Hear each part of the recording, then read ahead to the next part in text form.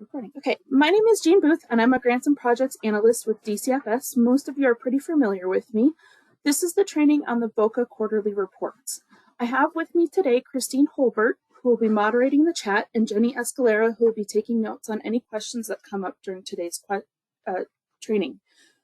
Please take a moment to locate the chat feature if you have not already and type your agency name in to receive credit for this training. We'll be using the chat feature throughout the training. This training is being recorded and will be posted on our website. While everyone should be muted, please take a moment to locate your mute button and press it now. We have a lot to go over today, and your time is important to us, just as it is important that we offer instruction and communication between our agency and yours. Some of this information may be a bit easy for those who have had our awards for years, but we ask that you still actively listen and not multitask during this training, as we hope everyone will be able to learn a few new things.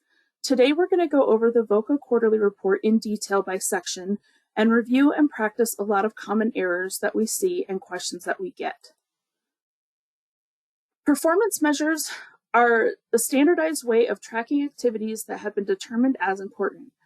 All the questions on the first demographic and direct service tabs of your reporting form are derived directly from the VOCA federal reporting system and require responses quarterly. How are these questions and categories decided? They're standardized so data can be trended across time, across areas, and across agencies. They're based off the required reporting data off the Victims of Crime VOCA grant set by OVC. Where does the data go? The DCFS completes quarterly and annual reports for the federal government and state officials with the information provided in the reports that you submit. We have deadlines for these reports, which is why it is important that your reports are submitted on time and are accurate. Now that you're a little more familiar as to why we have the performance report, let's talk about the form. Your agency will have a quarterly performance reporting form for each award through the Victim Service Unit. They are all unique to the grants that are funded through our department. This training will only be discussing the VOCA quarterly report. You should have all received a copy of the VOCA quarterly reporting guide in the meeting invite, along with the slides to this PowerPoint and examples that we will walk through. If you have not received these documents, please email Christine. She'll put her email in the chat box now. This is just an example of the table of contents in the VOCA reporting guide. What's in the guide? Step-by-step instructions on how to complete the quarter report, key terms, and definitions. These are the steps that you'll need to complete each quarter to submit your VOCA quarterly report. We'll go into a lot of detail on each of these steps during this training. Step 1, verify that you have the correct form. This report should have 4 tabs: the instructions, demographics, direct services, scope of work. You're going to go to the demographic tab and look at the top. You'll see your agency name, the grant number for your VOCA award, and the grant name should be VOCA Victim Services. The grant period should be July 1st, 2022 to July 31st, 2023. This year's report is a little bit different from last year's. If you have not received your VOCA quarterly reporting template for this year, you'll receive it when you get your fully executed NOSA. If you have received your NOSA but are unsure if you have your quarterly reporting template, please contact me. My email is in the PowerPoint, and I will go ahead and put it in the chat as well. I'll be happy to send your quarterly report form again if your NOSA is executed.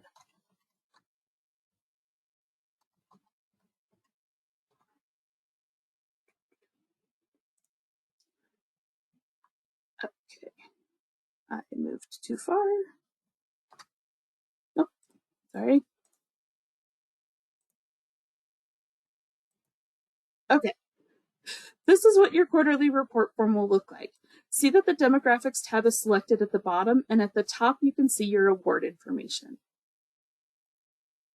Do we have any questions on how to figure out the quarterly report form or the guide or anything that we've talked about so far?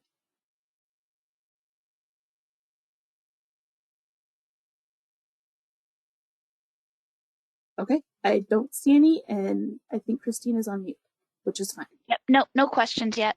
Perfect. I'm trying to write down everybody. No worries. Okay. So please do not change or delete any of the formulas or questions in this workbook. Please read the instructions tab in full. There's a lot of helpful information here that will answer many questions, and if followed correctly, will prevent us from requesting an amended report. On the demographics tab, there are two sections, prorating and questions. The prorating section at the top only needs to be completed once per year. We request this information to be completed when submitting the first quarterly report. If your prorating strategy changes during the year, please update this section. The question section consists of 9 demographic questions. We'll go over both sections in detail. We also encourage all agencies to have written procedures outlining how VOCA reporting will be handled to ensure it is only reporting on VOCA-funded victims and services. Victims and services provided with VOCA funding and non-federal match funding can be counted.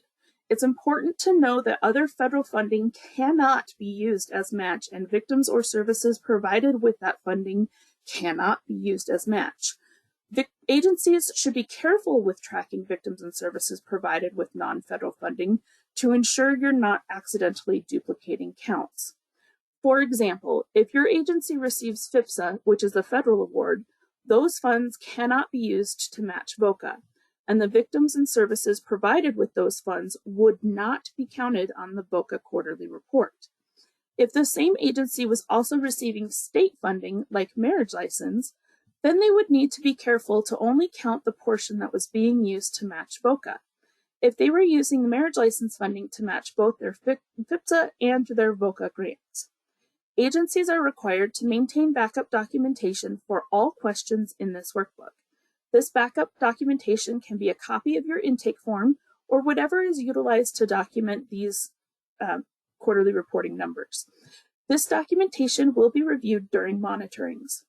This can be really confusing. Agencies are encouraged to reach out to the GMU staff, which is myself or Christine, to discuss your individual situation and how to make sure you are reporting correctly. We are here to help.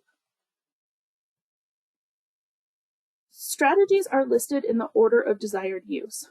For example, if your agency cannot use option 1, which is a system that can track victims separately, they should then look at option 2 if it is feasible prior to looking at option 3.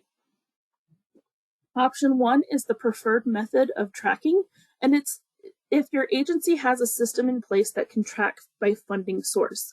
This is normally an electronic database service where VOCA clients and services are completely different from clients and services from other funding sources, so the data is easy to track separately. Option 1 example, if an agency can track the number of victims served and the services provided that are supported by their VOCA and match funding, then no prorating is needed. The agency will report all victims served and the services provided with VOCA funding. You can see in this example that the agency would report the 80 victims served and the 160 services provided with VOCA funding. They would not put the 20 victims served and the 40 victims or the 40 services provided with other non-VOCA funding. Option 2 is prorated based on staff salary. If an agency has data on the total number of victims served and the total number of services provided, but cannot track which victims and/or services are supported by VOCA funding versus other funding, then the agency should prorate based on staff salary. What this means is your total staff salary paid by VOCA plus the total victim services staff salary, non-VOCA, which equals your victim service program staff salary. Then you take the total staff salary paid by VOCA and divide by the total victim service program staff salary, and that equals your proration percentage. Then you'll multiply the total victims served and the total service by that proration percentage for your VOCA report. Now let's see an example of that. You can see in this example that the agency can track what portion of each staff member's salary is supported by VOCA and other funding sources. In this example, a staff member is funded at 80% by VOCA plus match, which is $50,000, and 20% through other funding sources, which is $12,500. To get the Victim Services Program staff salary, we add the $50,000 VOCA staff funding to the $12,500 victim service staff salary for the non-VOCA, which gives us a total of $62,500. We will now divide the $50,000 VOCA staff funding by the $62,500 total victim service program staff salary. This gives us 80%. This agency will then attribute 80% of all victims served and 80% of all services on the VOCA quarterly report. We can see at the bottom that the total victims served was 100, and when multiplied by 80%, that agency will report serving 80 victims. We can see that the 200 services multiplied by that 80% means they will report providing 160 VOCA-funded services. Option 3 is prorated based on direct services budget. This would be used if your agency cannot use option 1 or 2, but can track funding that supports direct victim services apart from funding that supports other types of activities, such as community outreach efforts or training. This is done by taking the VOCA direct service funding plus non-VOCA direct service funding to total the victim service direct service funding. Then you take the VOCA direct service funding divided by the total victim service direct funding, and that'll equal your proration percentage. Then you'll multiply your total victims served and total services provided by that proration percentage for your VOCA report. Let's walk through the example. In this example, you'll see that the victim service direct service funding is $62,500 direct services VOCA funding plus $20,500 direct services non-VOCA for a total of $83,000. When you divide the $62,500 direct service VOCA funding by the total victim service direct service funding of $83,000, you get the prorate percentage of 75%. Therefore, the agency will report 75% of the victims served and 75% of the services provided on the VOCA quarterly report. In this example, we can see that they served 100 victims, so they will report 75 and 200 services, so they will report 150 on the VOCA report. The final and least preferred method is prorating based off the victim service program budget. If an agency can track the total number of victims served and the total number of services provided, but it cannot track the portion of its budget for direct victim services, then the agency should prorate based on its entire victim service program budget. For agencies that only provide victim services, their victim service program budget may equal the total agency budget. But for agencies that provide many different types of services or programs, their victim services program budget may represent only a portion of their total agency budget. For example, a youth services organization may have a victim service program as well as a program for educational development and family food services. In this case, only the victim service program budget should be used for prorating. This agency can track the funding that supports its entire victim services program. In the example on your screen, the subgrantee's victim assistance subaward plus match is $80,000, which is 70% of its entire victim service program budget of $115,000. Therefore, the agency will allocate 70% of victims served, which is 70, and 70% of services provided, which is 140, to the victim assistance subgrant. I know that's a lot of information. We have started collecting data on what method of prorating each agency is using. At the top of the demographic tab, you'll see these questions. First, you'll mark which method of proration you used. See the yellow highlighted section. Simply put an X in the box below the method that you are using. If you cannot track your VOCA victims and services separately, you will need to provide the information on your proration calculation with your report.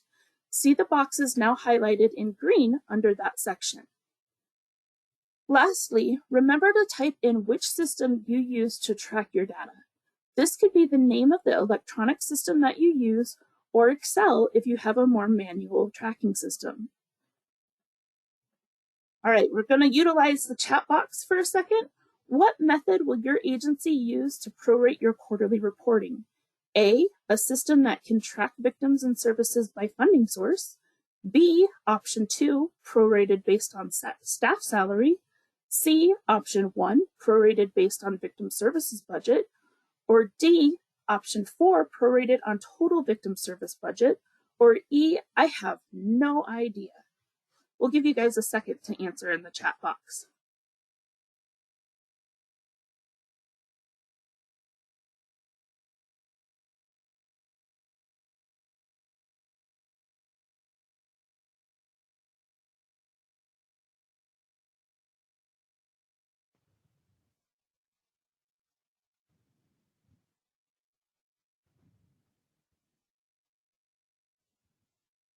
Okay, it looks like most of you are using a system that can track victims and service by funding source, which is amazing.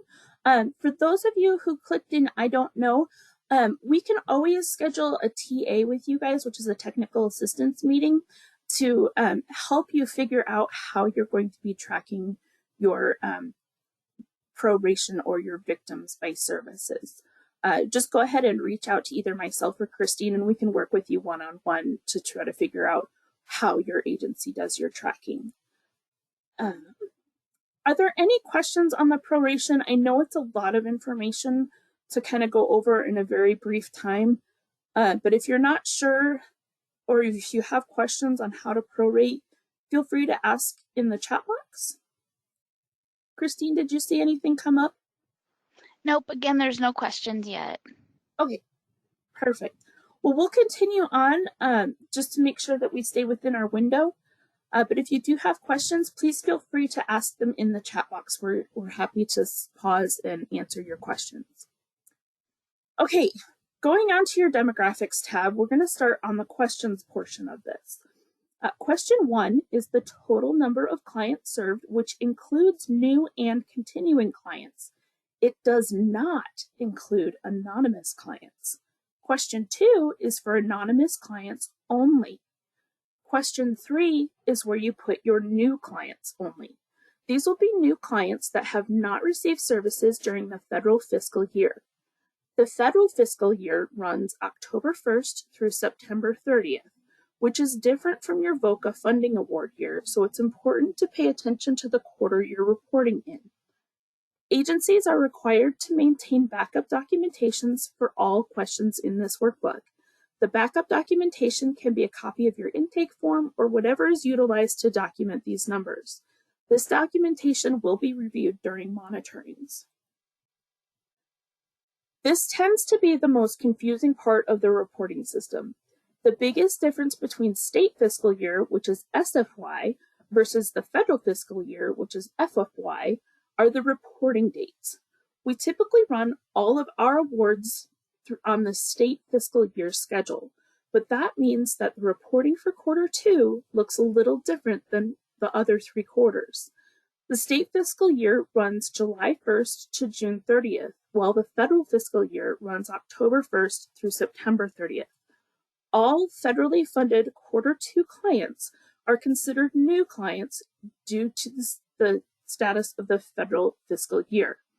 This pertains to the Victims of Crime Act, or VOCA funding, and the Family Violence Prevention Services Act, or the FIPSA awards.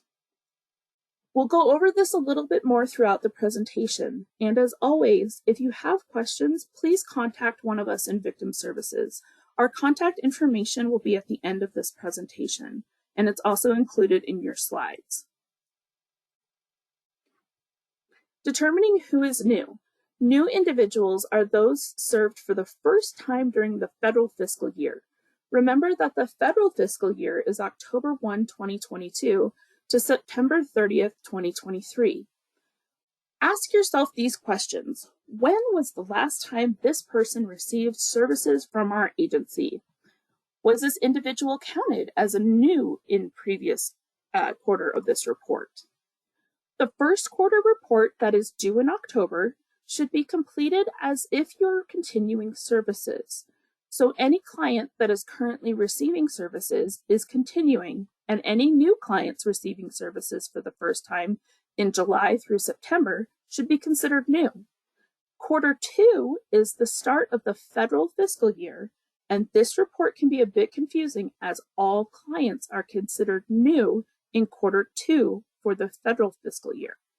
If you are unsure if your agency is completing the report correctly, please contact our staff and we are more than happy to help walk you through this reporting form.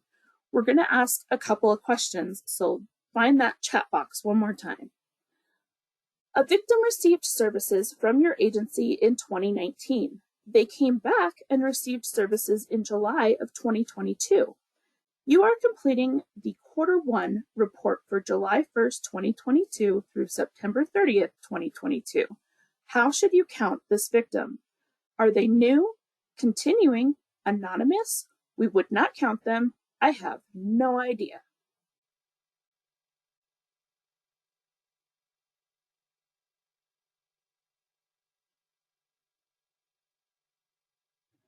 All right, it looks like we've got a lot of old timers on our training today. So yes, you guys are all correct. You would count that person as a new victim. Okay, a victim received services from your agency in June of 2022 and was counted as new on your quarter 4 report. The victim continued to receive services in July of 22. How should this victim be counted on your quarter 1 report? Are they new, continuing, anonymous? You would not count them, or I have no idea.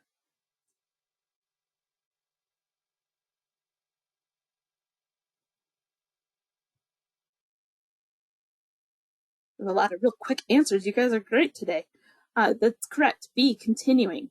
That victim would be considered a continuing client. All right, a victim received services from your agency in September of 2022 and was counted new on your quarter 1 report. The victim continued to receive services in October of 2022. How would you count this victim on your quarter 2 report? Are they new, continuing, anonymous? You would not count them, or you have no idea.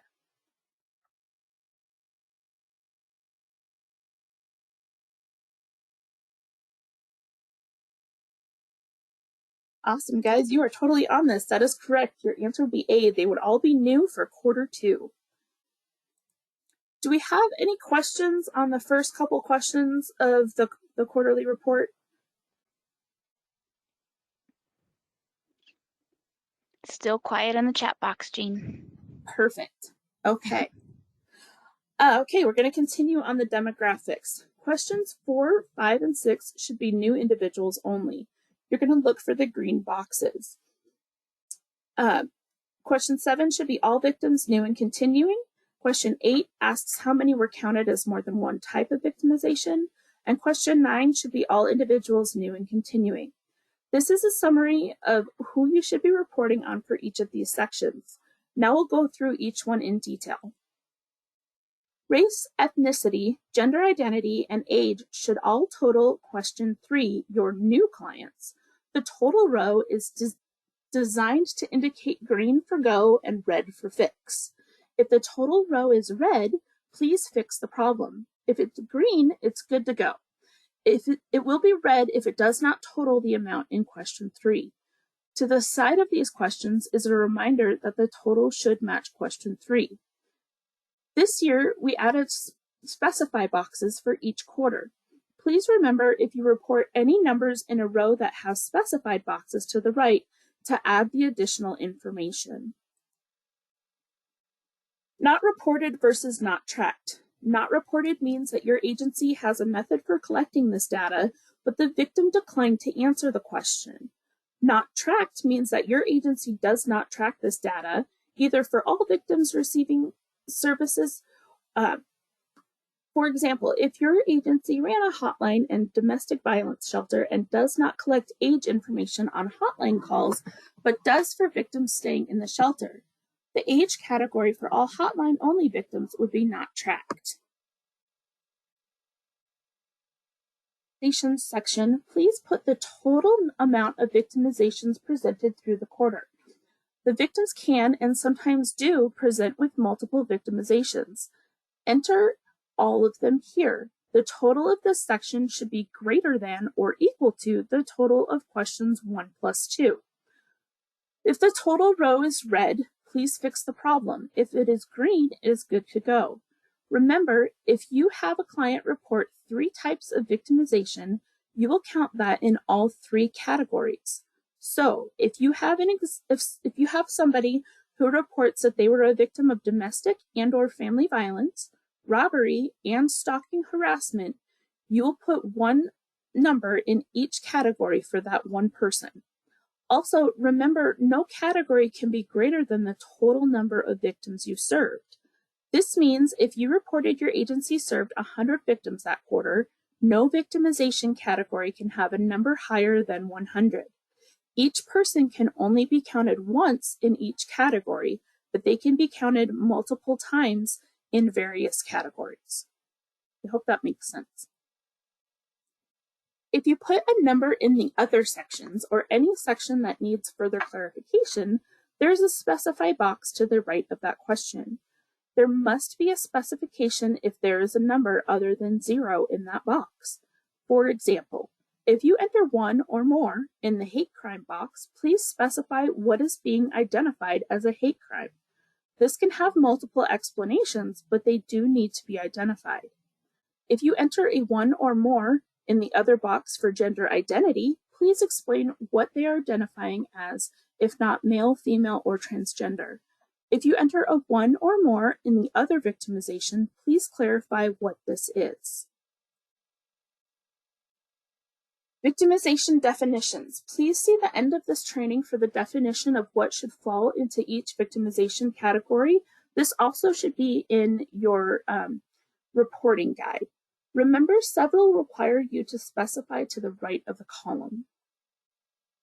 If you reported that you saw 100 victims during the quarter in question 1 and 0 anonymous victims in question 2, but your total on the victimization section in question 7 was 110, that means that no more than 10 victims could have reported more than 1 type of victimization, as you should be reporting all the types of victimization that each person reported. Question 9, special classifications. These are pretty self-explanatory. If someone comes into your agency that has a special classification, please just document it. All right, question time. Gender should count on new victims only, continuing victims only, anonymous victims only, D, all victims, new, continuing, and anonymous, or E, none of the above. Go ahead and put your answer in the chat box.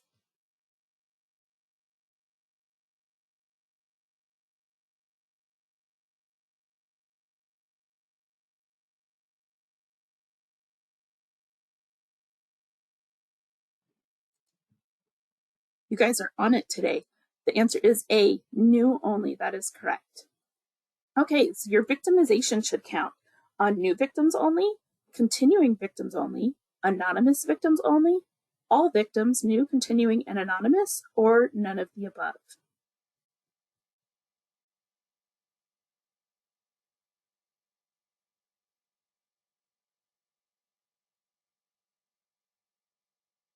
Awesome, guys. Yes, you are correct. It would be D, all victims, new, continuing, and anonymous. True or false? Victims should only be counted once in question 7, regardless of how many types of victimization they report. And if it's easier, you can either put a T or an F in the chat box.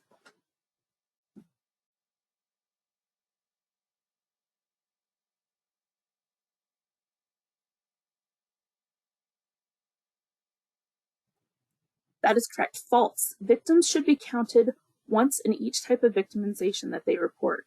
So each type of victimization should be counted separately. You don't just count them once in that whole question. Are there any questions?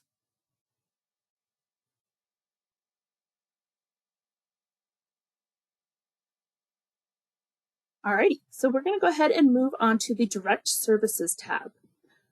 When you're completing the Direct Services tab, remember to answer these questions for all individuals served, new, continuing, and anonymous. Remember that this should be only for VOCA or the prorated VOCA clients.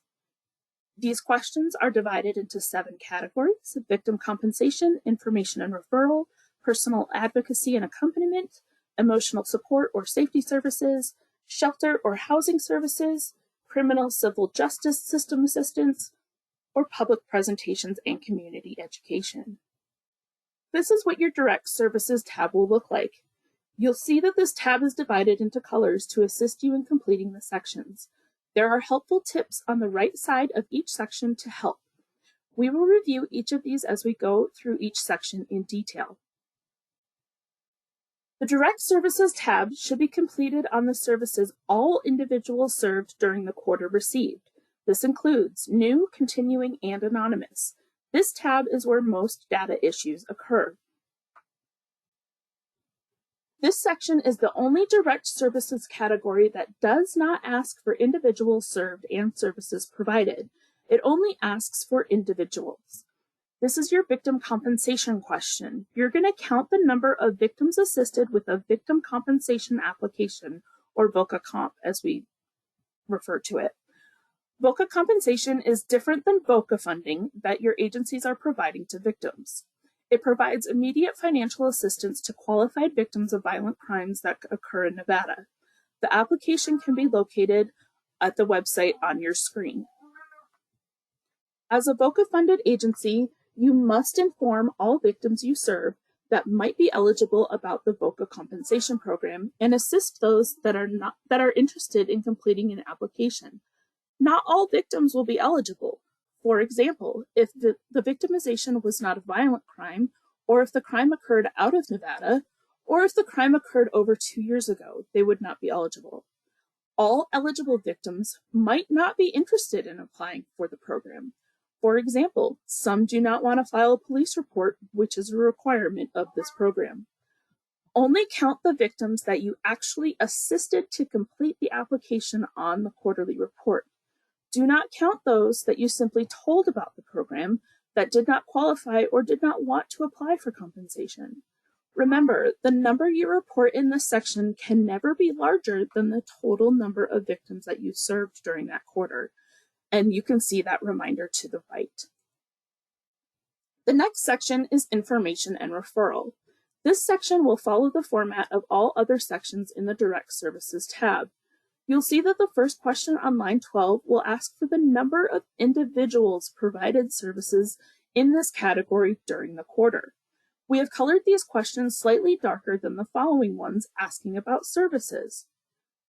The first question on line 12 should count individuals only once, regardless of how many services they received.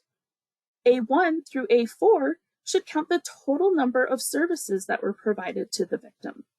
An example of this is if a victim received information about the criminal justice process from your agency once, and then referrals to other victim services programs 3 times.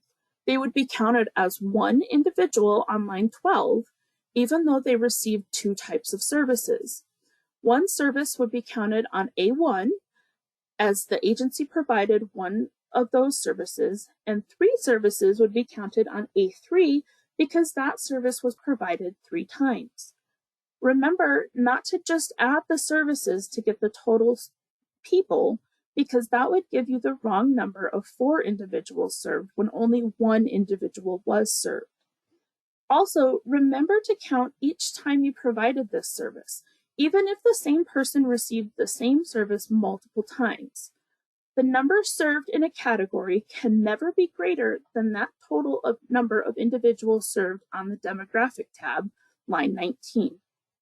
Since each individual must receive at least 1 service in the category to be counted on line 12, the sum of A1 through A4 must be equal to or greater than the number of individuals reported on line 12.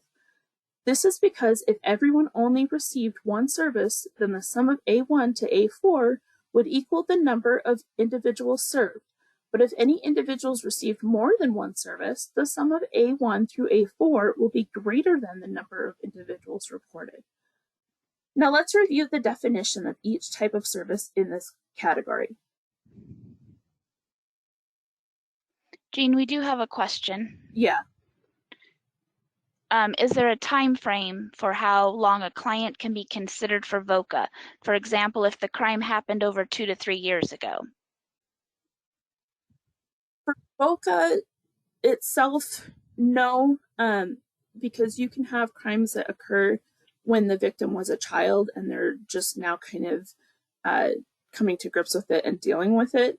For VOCA compensation, yes, there is a timeline, and that information can be found on your VOCA compensation website. Okay. So as we go through the definition of the services in each of these sections, please think about which of these services your agency offers, how you're counting or tracking them, and how you would report them. A1, information about the criminal justice process. This is informing victims about the criminal justice system and process, and could include information on how to file a police report, request a protective order, or how a case might progress through the legal system. This service includes an explanation of legal terminology. In addition, this includes post-sentencing services and information regarding assistance with property return. Information about victim rights, how to obtain notification, etc., informing the victim about the existence of the Federal Crime Victims' Rights Act of 2004, state laws regarding victims' rights, state victim compensation programs, and or the victim notification system.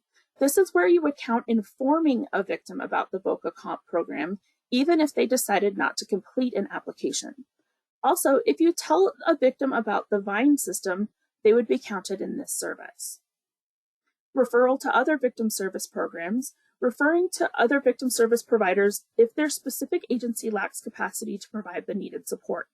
This could also occur if another agency is better able to provide that type of service needed, developmentally or culturally appropriate services, or services that correlate with the offense experienced.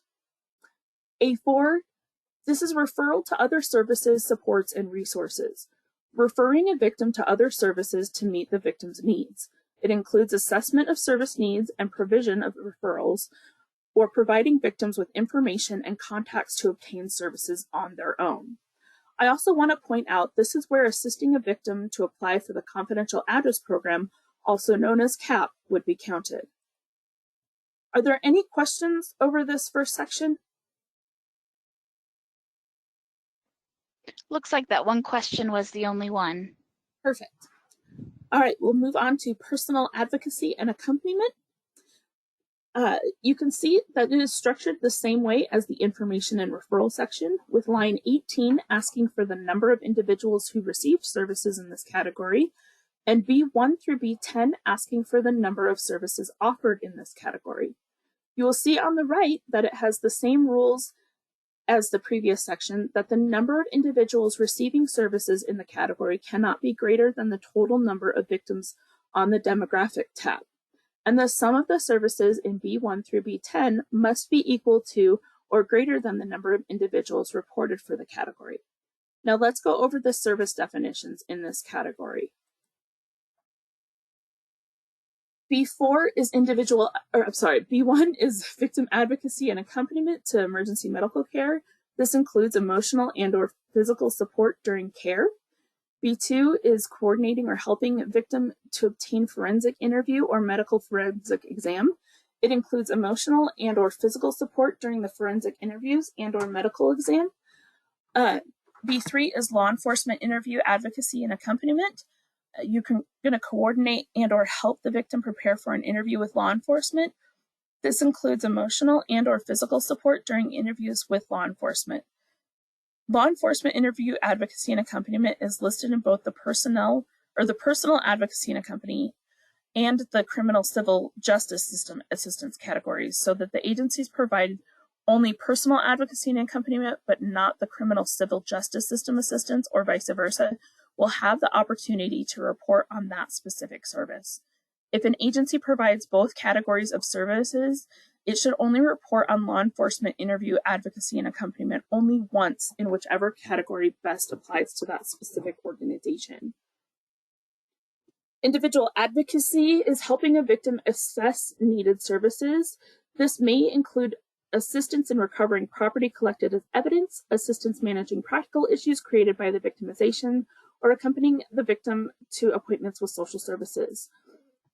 Performance of medical or non-medical forensic exam or interview or medical evidence collection in accordance with any requirements or guidelines identified in the applicable jurisdiction. Individuals performing the exams, interviews, or medical evidence collection should be trained to conduct these activities in a trauma-informed and developmentally and culturally appropriate manner. Immigration assistance is providing assistance for refugee and immigrant victims with specific immigration needs. The intervention with employer, creditor, landlord, or academic institution, advocating for a victim to secure rights, remedies, and services from non-criminal justice system providers on behalf of the victim. This includes responding to requests for records from other service providers, intervening with employers, school administrators, creditors, bill collectors, and landlords on behalf of the victim. This also includes advocacy to help the victim maintain financial and/or academic stability in the aftermath of the victimization. Child or dependent care assistance is coordinating and/or providing child care so that a victim may participate in the criminal justice process or other public proceedings arising from the crime or attend victim service appointments or counseling sessions. Transportation assistance, this is coordinating and/or providing transportation service so that a victim may attend court hearings or medical appointments or access agency services. Staff members transporting victims, taxis, or ride shares such as Uber or Lyft, and public transportation are included. This does not include tips. Interpreter services, providing communication services for victims that have a limited English proficiency or a disability that affects their ability to communicate. This includes translating, using sign language, or providing Braille. In addition, this includes a language line, texting, or distributing translated documents, as well as translations provided via staff or volunteers, or a contract with an outside agency or service. Are there any questions over those questions? Okay. Doesn't look like it. We will continue on to the emotional support of safety services. You can see that it is structured the same way as the two previous sections, with line 30 asking for the number of individuals who received services, and C1 through C7 asking for the number of services offered in the category. You'll see that to the right, it has the same rules as the previous sections. We're going to go over the definitions of the emotional support and safety. Crisis intervention, communicating among professionals and victims regarding activities resulting from the victimization. This includes actions necessary to expedite a case for victim protection, initiation of legal actions needed to protect the victims, such as probation, revocation, etc. Hotline or crisis line counseling, providing live hotline services by trained professionals or volunteers. Services may be provided via telephone, instant messaging, mobile application, or website contact. Individuals may be identified or may be anonymous contacts. On-scene crisis response is providing immediate in-person crisis intervention, emotional support, guidance, and counseling. These services must occur at the scene of the crime, immediately after a crime, or become immediately necessary due to the crime. Individual counseling is providing psychological, psychiatric, and/or counseling-related treatment for individuals, couples, and family members. This service must be provided by a person who meets the professional standards to provide these services in the jurisdiction in which the care is administered. Support groups can be facilitated or peer. Other therapy, which includes traditional, cultural, or alternative healing, art, writing, or play therapy, etc. If you're unsure if the therapy is allowable, please contact our staff and we can walk you through that. Emergency financial assistance, providing cash outlays for food, clothing, short-term alternative emergency housing, for example, hotel due to a capacity at a shelter, and other support services such as toiletries provided to primary and secondary victims. Emergency financial assistance may also include emergency loans, payments for items such as food and/or clothing, changing windows and/or locks, taxis, prophylactic and non-prophylactic medications, durable medical equipment, and other similar items allowable under program guidelines. If you're not sure if an item is allowable under program guidelines, please reach out to our agencies. And we just really want to make sure that you remember to check if these items are allowed on the award. There are a lot of regulations around many of the services listed in this definition. If you have questions, please always call or email either myself or Christine. Are there any questions on this section? I didn't see anything come in. All right, we're going to zoom on to the shelter section. And you can see that this section is structured the exact same way as the previous sections, with line 38 asking for the number of individuals who received services, and D1 through D3 asking for the number of services offered in the category. You'll see on the right that it has the same rules as the previous section, and the number of individuals receiving services cannot be greater than the total number of victims on the demographic tab. Now let's go over the service definitions in this category. Emergency shelter is providing emergency short-term shelter to individuals and families following victimization. Transitional housing is providing temporary housing for victims who, due to the nature of the victimization, cannot safely return to their former housing and need more time to stabilize themselves before living independently. Note, referrals to transitional housing should be counted under Section A, Information and Referral, not here. Relocation assistance, which includes assistance with obtaining housing. This includes coordinating assistance with rental expenses, utility deposits, security deposits, and/or moving expenses. This includes assistance locating long-term housing for the victim, regardless of the distance, based on the safety needs. The next category is your criminal civil justice system assistance. You can see it is structured the same way as the previous sections. And E1 through E11 are asking for the number of services. You'll also see to the right that it has the same rules as the previous sections. Now let's go over the service definitions. Notification of criminal justice events. This is when you're going to communicate with victims to notify them of hearings and appearances, the defendant's release from jail, the status of the case, bond hearings, grand jury decisions, disposition options, appellate decisions, etc. This includes assisting victims in contacting probation, parole offices, community supervision, Department of Corrections, etc., to get information of any changes in the convicted defendant's status. 2 is the victim impact statement assistance, and this is when you're going to assist victims to prepare an impact statement and assistance on receiving and submitting their statement. This also includes preparing support letters, registering for impact panels, facilitating participation in clemency hearings, etc. Assistance with restitution. This is when you're going to assist victims in requesting restitution when collection efforts are not successful. Civil legal assistance in obtaining protection order or restraining order. This is where you're advising and/or assisting a victim in obtaining a protection or restraining order, as well as providing follow-up hearings associated with the finalizing such order. Civil legal assistance with family law issues. You're assisting with custody and/or visitation support or other family law issues. Other emergency justice-related assistance is providing legal assistance that cannot be classified as another type of service in this category. Immigration assistance is providing assistance for refugee and immigrant victims with specific immigration issues, such as obtaining a visa. Prosecution interview advocacy accompaniment. It includes an accompaniment with prosecuting attorney and with the victim or witness. Providing emotional support and/or physical accompaniment in preparation for and/or during interviews with the prosecutors or other agents for prosecutorial investigation. E9 is law enforcement interview advocacy accompaniment. This is when you're providing emotional support and/or physical accompaniment in preparation for and/or during interviews with law enforcement. Please remember, law enforcement and interview advocacy and accompaniment is listed in both personal advocacy and accompaniment and criminal civil justice system assistance, so that agencies that provide only personal advocacy and accompaniment but not criminal civil justice system assistance, or vice versa, will have the opportunity to report on that specific service. If an agency provides both categories of services, it should report on law enforcement interview, advocacy, and accompaniment only once.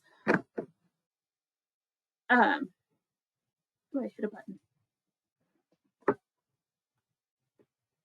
Whichever category best applies, I apologize. Okay, E10, criminal advocacy and accompaniment is providing support, assistance, and accompaniment and/or advocacy to victims at any stage of the criminal justice process. This includes filing an initial police report, testimony, or post-sentencing services and support. Other legal advice and/or counseling is providing legal advice not captured in any of the above categories. This could include converting ex parte protection order to permanent orders, eviction or adversary employment actions arising from the victimization, or responding to requests for records by the courts. Civil matters related to the victimization are also included, like custody, dependency, or juvenile court actions. I didn't see any questions pop up, but if you guys have any questions over anything we've talked about, please place them in the chat. The last category on the Direct Service tab is the public presentation, and it is structured just a little bit differently than the other categories. On 57, it is asking for the total number of presentations provided during the reporting period. Then line 58 is asking for how many participants attended the presentation. And then on line 59, we're asking how many presentations we're targeting adults. Line 60 is how many we're targeting youth. And line 61 is how many we're targeting a general audience. Each presentation should only be counted once on line 59, 60, or 61. For example, if you had a presentation that was for all ages, adults and youth, you would count it only on line 61. You would not count it on line 59 or 60. The sum of line 59, 60, and 61 should be the number of presentations reported on line 57.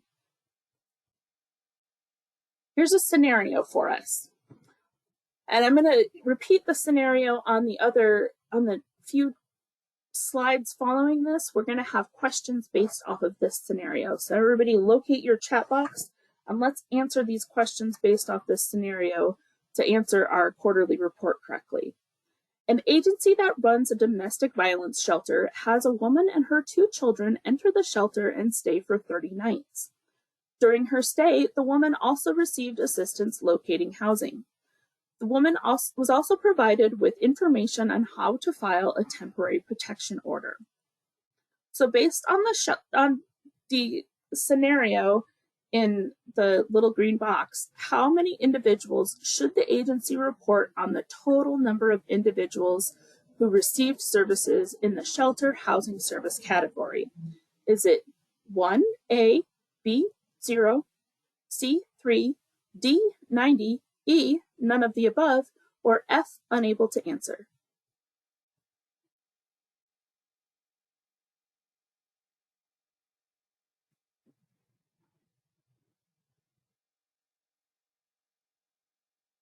Okay, it looks like everybody's got C, 3. The woman and her 2 children would be counted as they all received shelter services. Note, you would want to make sure that the children were also counted on the demographics tab. Based on the scenario, what number should be reported for D1, emergency shelter or safe house, which is your bed nights? Is it A0, B30, C3, D90, E, none of the above, or F, unable to answer?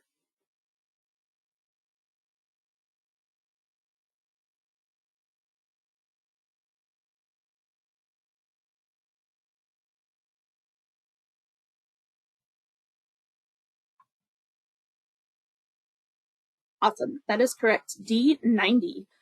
30 nights of shelter for the woman and 30 nights of shelter for each of her children. True or false? An agency that runs a domestic violence shelter has a woman and her 2 children enter. Good Lord. The agency also provided D3 relocation assistance and should count this service on their report. Is that true or false? Based on our scenario.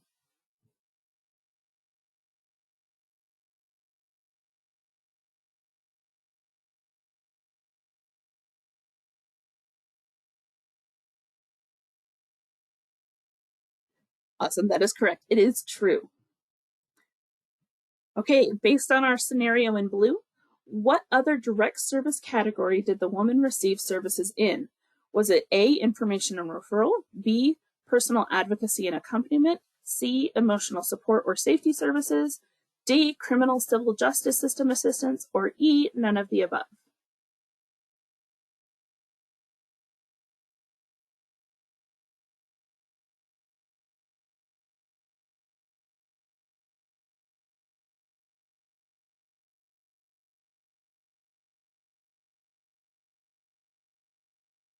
Okay, I think I talked too fast, which is fine. The answer is A, information and referral. Since it does not say that the agency provided the woman with assistance getting a TPO, just with information on the process, A1 would be the best fit for services provided. If the agency provided the assistance with the TPO, then yes, it would be answer D. All right, based on our scenario in the orange box, how many individuals should be counted in the total number of individuals who received services in the information and referral category? Is it A1, B0, C3, D30, or E, none of the above?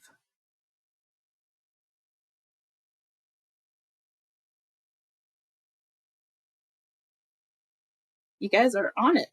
A1, even though the woman has children, this service was only provided to the adults, so she would be counted only, she would be the only one counted.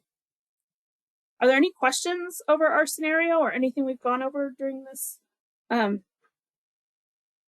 training?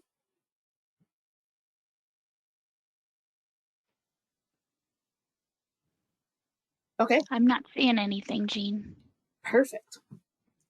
We're going to go ahead and complete the scope of work tab. This tab will look different for each agency.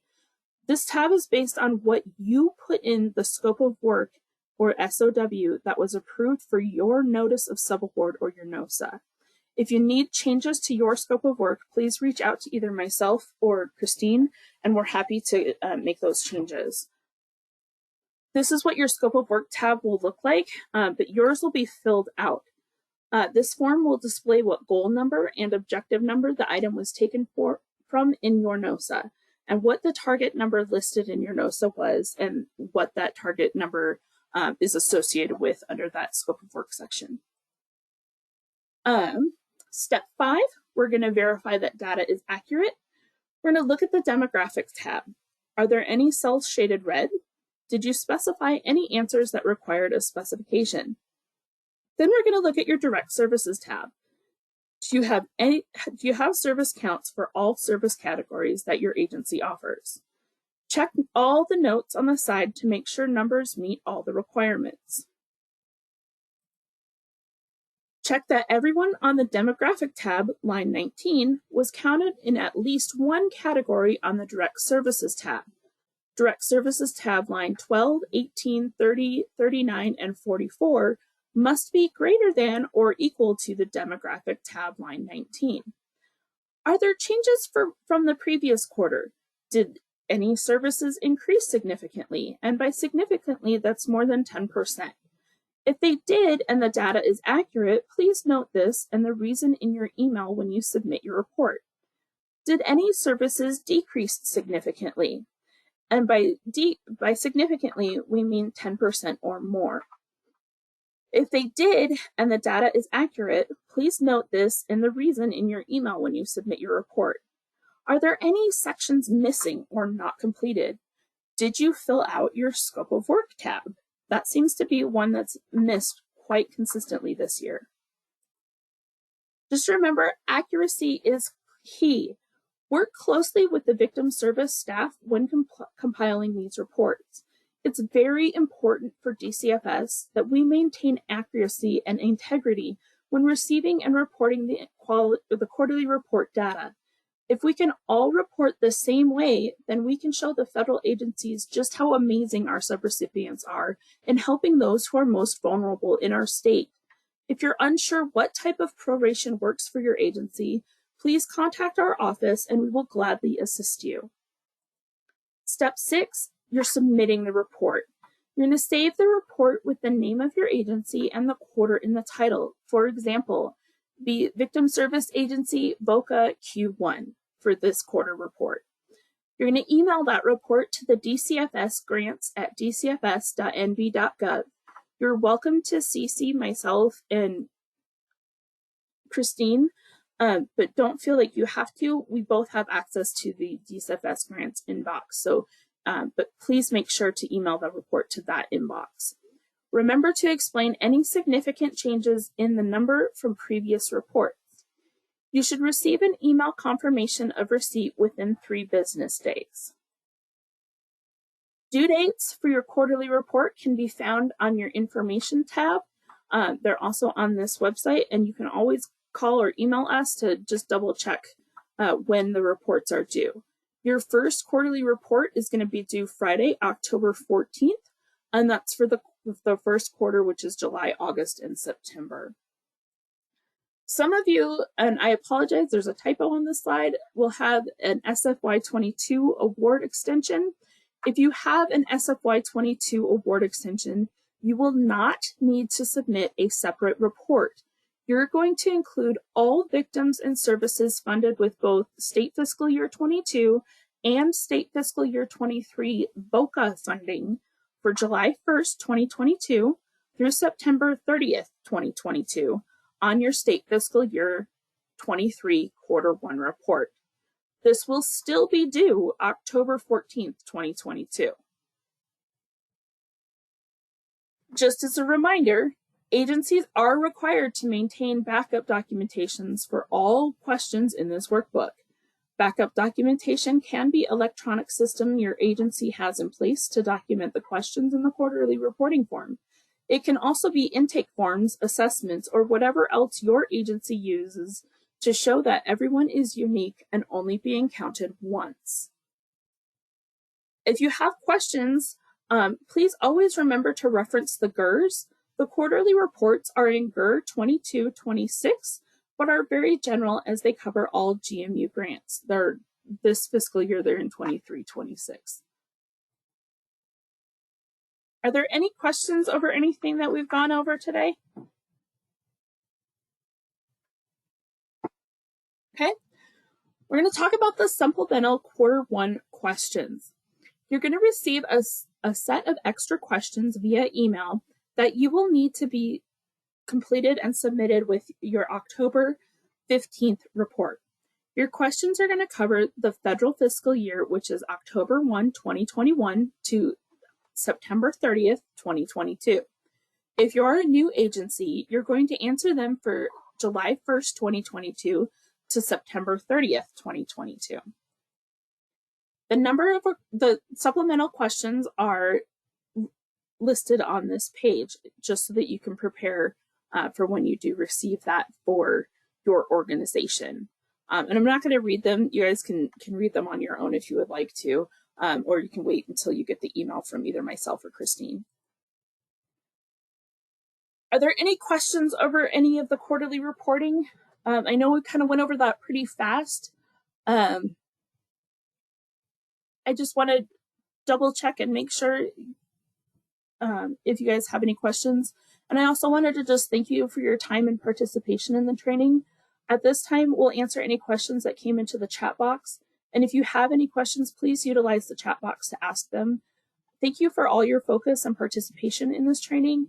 The PowerPoint will have our contact information for you, resources, acronyms, and the definitions for each type of victimization.